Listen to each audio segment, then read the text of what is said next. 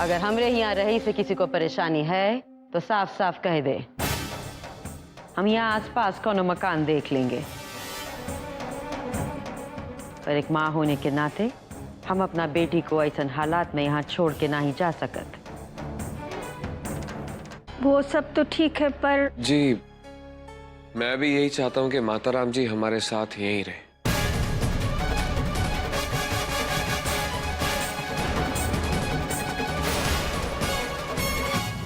देव बेटा, अगर तुम्हारी ये इच्छा है तो हम क्यों ऐतराज करें?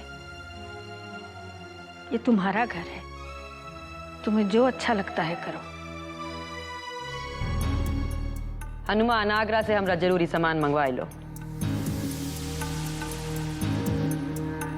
दामाद बाबू, अब कनिका का संग जाके थोड़ा सा वक्त गुजारिए। बातचीत करके समझाइए उका। जी हमका बहुत थकान हुई रही है, हम आराम करेंगे। आइए हम आपको ले चलते हैं।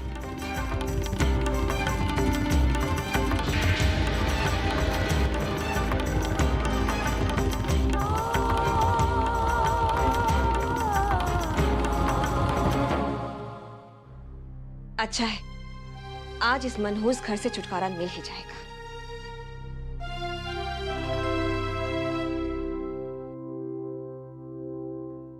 अब अपने घर की बात ही कुछ और होती है। मुझे तो ये सोच सोच कर ही खुशी हो रही है कि हम लोग आज घर वापस जा रहे हैं।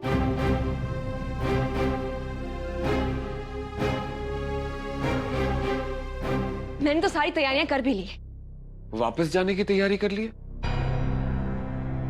क्यों?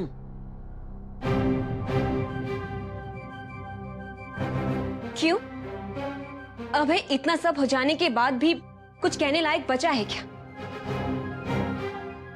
वो राधिका हमेशा तुम्हारे नजदीक आने की कोशिश करती रहती है। अगर ऐसे ही चलता रहा तो एक ना एक दिन वो तुम्हें मुझसे दूर करके ही रहेगी। कनिका, कोई तुम्हें मुझसे दूर करने की कोशिश नहीं कर रहा है। अच्छा, तो फिर बताओ मुझे, क्यों तुम हमेशा मेरे बजाय राधिका को देखते रहते हो?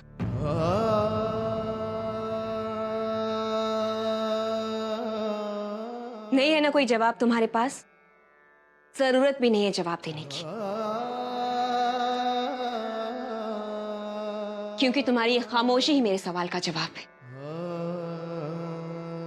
नहीं, अब हम यहां नहीं रह सकते। लेकिन माताराम जी तो कह रही थी कि अब हम इसी घर में रहेंगे, और उन्होंने तो ये तक भी कहा कि अब वो भी आकर इसी घर में रहेंगे।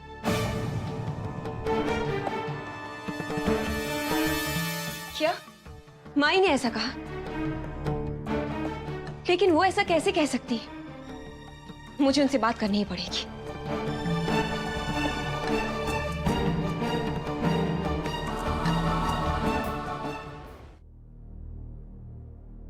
ए छुटकी,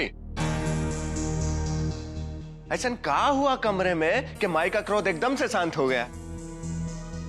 मतलब बहुत अच्छा हुआ जो भी हुआ, लेकिन फिर भी कौन सा घुट्टी पिलाई तू माई को, हमको तो बताओ। पहले आप मुझे बताइए भैया कि माई को अभय का सच पता कैसे चला? अब छुटकी हम का बताएं तो का एक ससुरा पंडित आया रहा घर, माई से कहा कि वो टीले वाला मंदिर में पूजा कराए से ना वो विवाह रानी का गोद हरा भरा हो जाएगा। माई थोड़ी काहे की सुनती है, पहुंच गई टीले वाला मंदिर हवन कराए के वास्ते, और वहां संजोग दुर्भाग्य से वो बूढ़ा बूढ़ी भी वहां आए गए। हमको बहुत हैरानी हुआ, हम कुछ करना चाहते थे पर हम क्या करते छुटकी।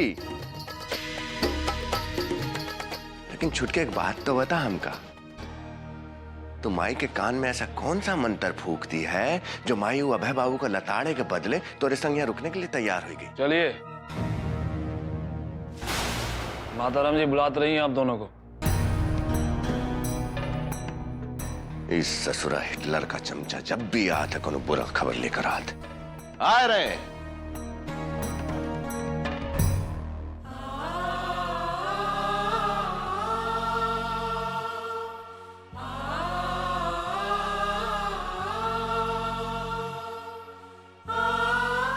वो कनिका जी के मना करने के बावजूद आपने यहाँ रहने का निर्णय लिया, मुझे बहुत अच्छा लगा। इसीलिए मैं आपका धन्यवाद करने चली आई।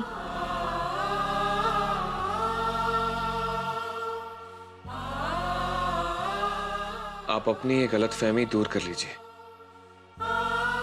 मैं यहां सिर्फ माताराम जी के कहने से रुका।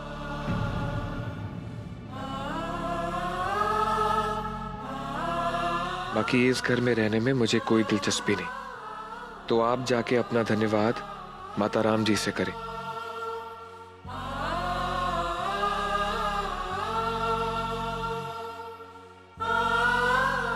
इतना तो मैं भी समझती हूँ, आप यहाँ सिर्फ माताराम जी के कहने पर नहीं रुके हैं, इसमें आपकी भी सहमति है। आप माने या ना माने, लेकिन आपका दिल इस परिवार, इस घर को अपना मानता है। आप फिर से ये सारी बातें शुरू ना करें। मुझे आपसे कोई बात नहीं करनी, आप यहां से जा सकती हैं।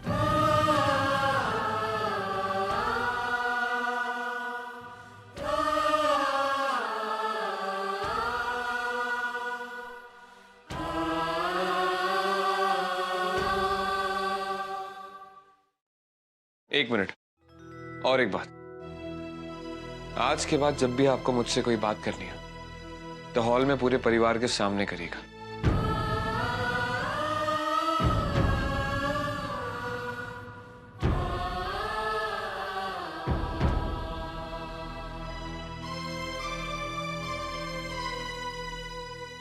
क्यों? क्या आज से पहले हम इस कमरे में कभी अकेले नहीं रहे हैं? फिर क्यों आपको डर लग रहा है? ये आप क्या कह रही हैं?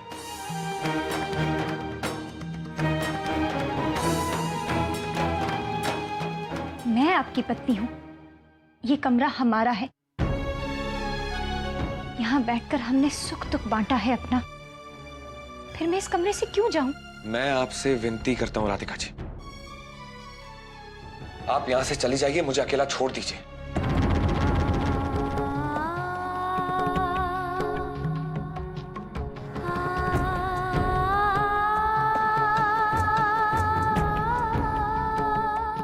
इस कमरे से तो मैं चली जाऊंगी, क्या आप अपने दिल से निकाल पाएंगे मुझे?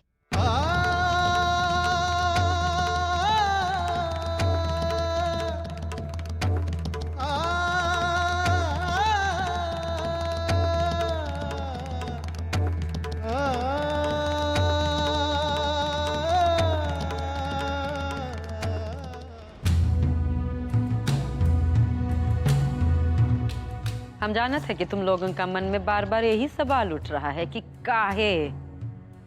काहे हम सच नहीं बोले, काहे हम ई घर में रहने का फैसला किए। कल तक ऊ अभय हमरे वास्ते हीरा था, आज ऊ पूरा का पूरा हीरा का खान है, और हम किसी भी हालत में ऊका अपने हाथ से नहीं जाने देंगे।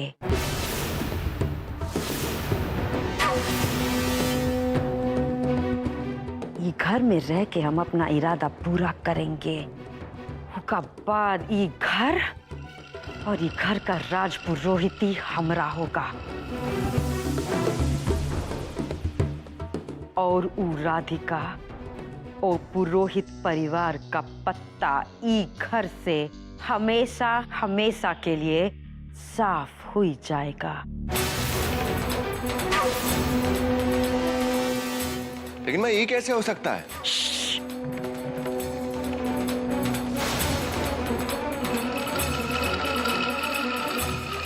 हम तो का दिमाग लगाए का खातिर ना ही बोले हैं रज्जन।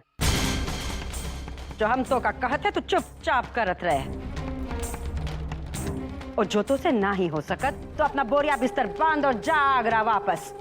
पर याद रख, उका बाद ना तू हमरा बेटा है और ना ही तो का हमरी संपत्ति से एक फूटी कौड़ी मिलेगा, तू समझा? माई, लेकिन हम लोग घर वापस कब जाएंगे? काहे कनिका रानी, इगर का हवा पानी तो का रास नहीं आ रहा? नहीं आ रहा तो आदत डाल लो रानी, क्योंकि ई घर हमरा है और ई घर से हम कहीं नहीं जाएंगे।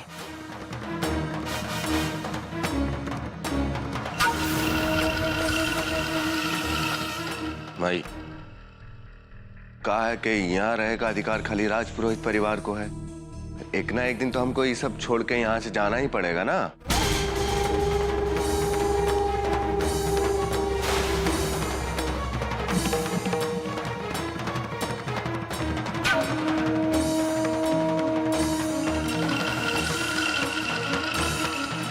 हम कहीं नहीं जाएंगे लल्ला। जाएगा तो ऊ पुरोहित परिवार। मजा तो तब आएगा लल्ला जब ऊ देवराज पुरोहित ही ऊ का खुद ही ई घर से निकालेगा।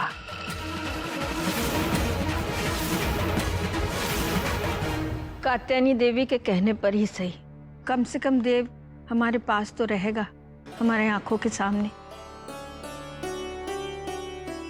लेकिन एक बुरी बात है,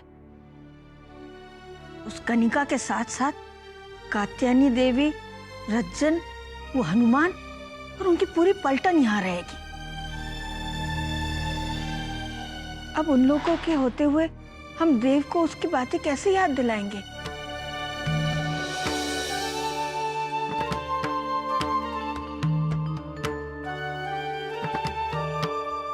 दादी माँ, आप ही तो कहती है ना, जब सब रास्ते बंद हो जाएं, तो भगवान हमारे लिए एक नया रास्ता चुनते हैं।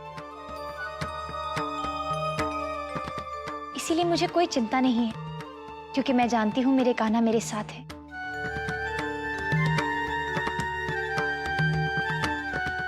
कभी कभी तो ऐसा लगता है जैसे सब कुछ एक सपने जैसा हो। उनका हमसे दूर हो जाना, फिर पराया बनकर उनका वापस लौट आना, सब कान्हा की माया है दादी माँ।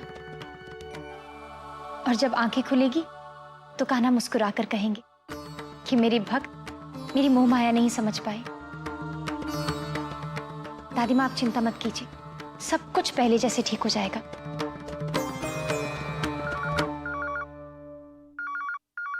हेलो।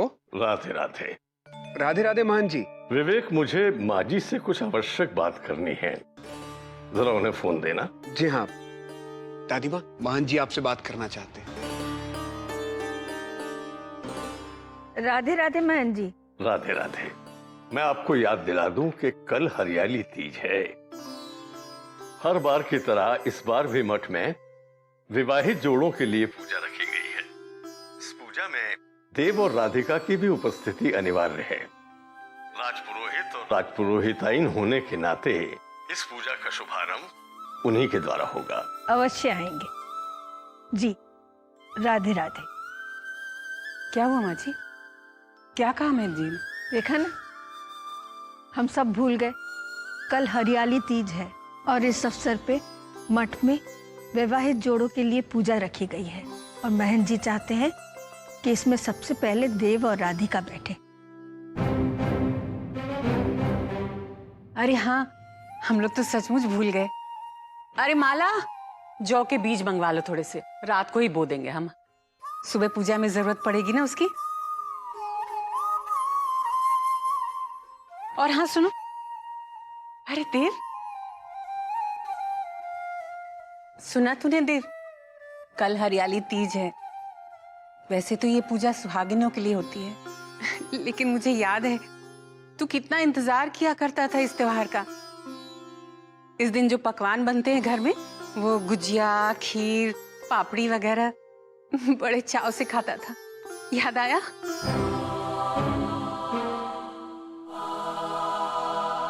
इस त्योहार का एक बहुत बड़ा महत्व है बेटा। ये त्योहार पति पत्नी के रिश्ते को और मजबूत करती है, अटूट बनाती है।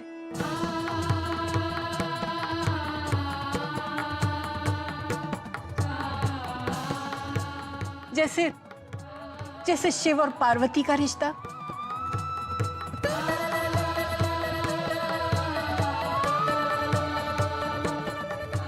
कुछ नहीं याद आ रहा है तुझे? बेटा, इस दिन छोटी बहू तेरे लिए बड़े चाव से व्रत रखा करती थी।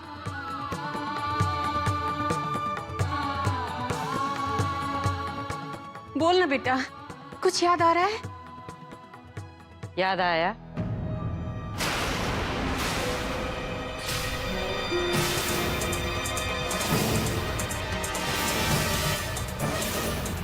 नहीं ना, क्योंकि ई हमरे दामाद बाबू हैं, देव बाबू नहीं।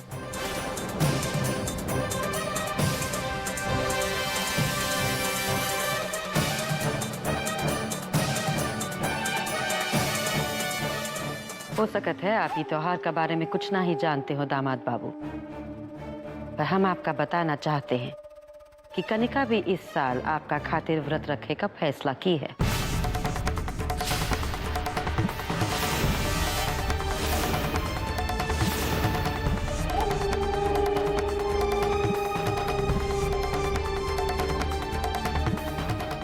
अगर अभय जैसे पति हो तो चाहे जितने भी पूजा पाठ या व्रत क्यों ना रख लो, कम ही है।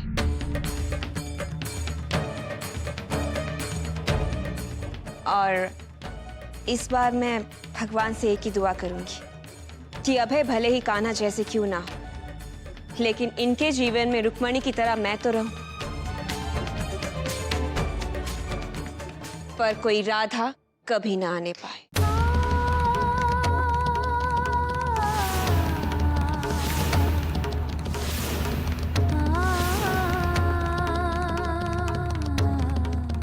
अभय के साथ इस पूजा में मैं ही बैठूंगी। नहीं, इस पूजा में तुम नहीं बैठ सकती। इसमें सिर्फ राजपुरोहित और राजपुरोहिताइन बैठते हैं। इसीलिए देव और राधिका को पति पत्नी के रूप में बैठना होगा। नहीं,